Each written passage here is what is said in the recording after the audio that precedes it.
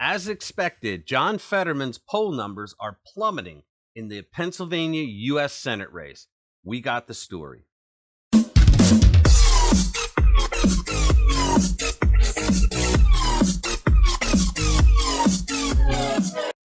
Hello and welcome. Do me a favor if you haven't already. Hit the subscribe button, click that notification bell, and give us a like. You know, likes and comments are the easiest way that you can help us get this video out to more people. Okay, so let's get into this.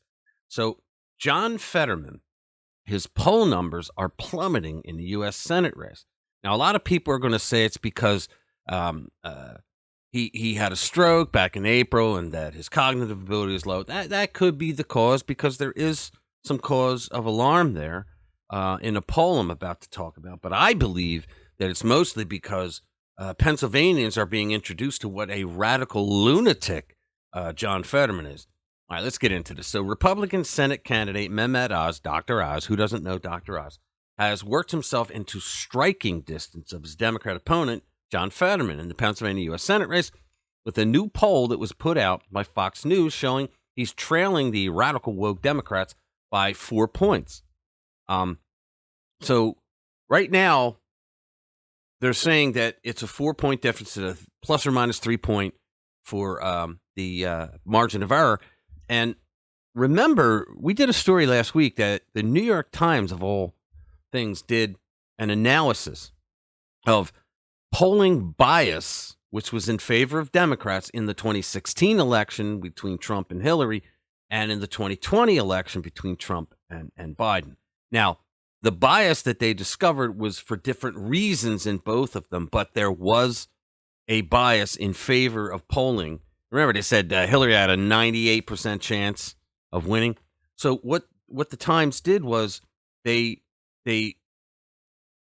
applied both biases from 2016 to 2020 to the 2022 midterms, and what they discovered was that with the polling bias that's still around, that Democrats are not doing as well as the polls are trying to say. So right here, when they say that he's 4 points up, Fetterman's 4 points up, that's probably not true. Oz is probably up, but the bias is there. Okay, they'll probably make that up with mail-in ballots, but I digress. Okay, so they polled 1,008 registered Pennsylvania voters. It was conducted between September 22 and the 26th. The new poll puts Fetterman at 45% and Oz at 41%, a full 4 points within the margin of error of plus or minus 3 points. Like I said, what's going on is Fetterman is being exposed for being the radical lunatic that he is. His own words are killing his campaign. That's the thing. When you expose them, their own words, you don't even have to make things up. Okay? He said in the past multiple times that he wants second-degree murderers in Pennsylvania to be released from prison. Okay? There is a statute that says they're in for life. Okay? He wants them to be released. Now, his ambitions were not to be taken lightly, because he is currently the lieutenant governor, God save us all, of Pennsylvania. And being lieutenant governor, he is the chair of the Board of Pardons. So he has some say in there. He can actually have some sway with legislators. Okay? So don't take that lightly. Well, you know, his campaign last week tried to walk it back. You know, but Pennsylvania voters are seeing through that. Okay, so it says a large 82% majority feels certain that they will vote, rating themselves a 10 out of 10. That means this election is important to them, as it should be to everybody. We're especially, I believe, in Pennsylvania, I believe this Senate race, is the deciding factor as to who takes the majority. I really think it's that close. How? I don't know. After what the Democrats did to us over the last several years, I don't know how Democrats are getting any votes, period. But among the subgroup, Fetterman is also ahead by 4 points, 48% to 44%. Again, remember the New York Times bias. Okay?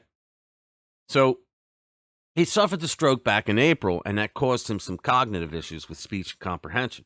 All right? But that is, according to this poll, that is causing Pennsylvania voters some concern, Democrats, with some concern about his ability to function as a senator. Okay? Oz's biggest thing that the Democrats said was he's a carpetbagger. He doesn't live in Pennsylvania. He lives in New Jersey. Okay. So he has a residence in Pennsylvania. He has lived here, but they said he was currently living in. Well, guess what? According to the poll, at the same time that Fetterman, that his popularity is going down because of his cognitive abilities and things that he said, the radicalness of his ideology. At the same time, Oz's problem with the carpetbagger thing is decreasing. All right, people are looking at Dr. Oz and saying, "Here's a guy who's educated, who is rational. He's not a radical lunatic." And then they look at Fetterman, right? And he looks like he auditioned for one of the old Geico commercials, So I think that Fetterman will be nothing but a rubber stamp, a yes man to any radical lunatic thing that Chuck Schumer puts out there. And that would be bad for the country. All right. And I think Pennsylvanians are getting savvy this time around. All right. So Fetterman, for his part, is doing everything he can to suck up. Remember when Hillary had her hot sauce moment? Well, Fetterman has his own. And this was when he said that he was going to be Fetterwoman. Watch this. On anniversaries of tragedy, we think about the people who were killed that day. But that's not what John Fetterman did. John Fetterman, who's running for Senate from Pennsylvania, spent the day at a rally calling for more abortions. Now, for most of the event, he struggled to speak because he can barely speak. But in one of his rare lucid moments, he referred to himself as John Fetterwoman. Here it is. My name is John Fetterwoman. Cringeworthy. If I was that 51st vote, first, rid of the filibuster. So, right next, codify Roe.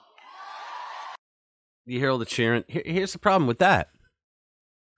Codify Roe. Well, the U.S. Supreme Court recently ruled in the Dobbs case they had to overturn Roe v. Wade because, as they explained it, the 1973 court lied to America and said that there was a right to abortion in the Constitution.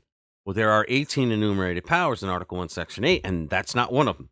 Okay, so they lied. Okay, that's the only way you can say it. The 73 court lied on the Roe case. Okay, so the Supreme Court said the federal government, including the Supreme Court, does not have the authority because it's not in the Constitution. Now, they can do it if they do it as an amendment, but the Democrats, even the most radical, know that they'd never get an amendment on abortion in the United States. They wouldn't get all those states. Okay, so the first thing that Chuck Schumer did when Roe was overturned was he said, we're going to codify Roe. So they put up a bill, right, and they couldn't get it passed. But think about that. Supreme Court just told them, you don't have the authority, the federal government, to regulate abortion. Okay, and so they said, oh, okay, thank you, Supreme Court. We're going to give ourselves the authority to regulate abortion. How stupid can you be? All right, that and getting rid of the filibuster to get rid of, any minority support. So right now what's going on is everybody is finding out what the Democrats are made of. And they're starting to pay attention to what they did over the last several years when they had their perfect storm of power over everything. And they are wrecking this country.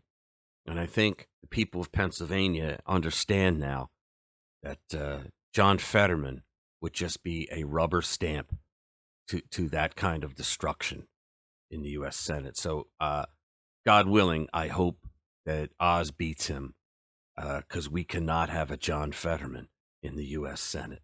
It wouldn't matter what he thinks. He would just vote along with the radicals. Okay, that's it. Thanks a lot. Have a good night. See you in the next.